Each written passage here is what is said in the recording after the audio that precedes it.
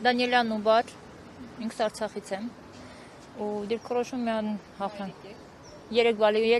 բալիկների մայր, հերոսի կին, հերոսների քույր, հերոսների զավակ։ Ու այդ ընդհանրապես կապ չունի, ես պայքարելու եմ մինչև վերջ, որ բոլոր երեխաները, ընդհանրապես բոլորը, հայ ազգը, ապրի մի երկրում, որտեղ անվտանգ է, որտեղ կարան պրոստը արտահայտվեն ու հպարտ լինեն։ Ու ոչ թե եթե արտահայտվեն ու հայտնվեն այս իրավիճակում։ Մենք ձայնազուրկ չենք, մենք ապրելու իրավունք ունենք լիարժեք։ Ու այնքան ենք մնալու ստեղ, միջև հասնենք նրան, որ այս խեղճ երեխեքը երկրորդ եռաբլուր չունենանք։ Ուղղակի միանշանակ, միջև վերջ։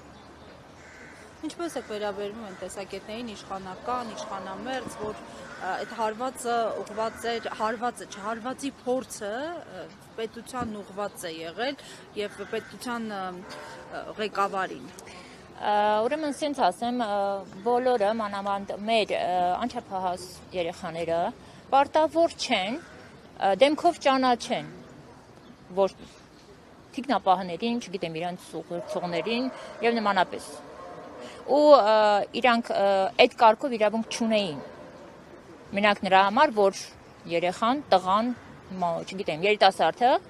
չճանաչելով միգուցե ստացվել է, ինչ ստացվել է։ Չի կարելի տենց։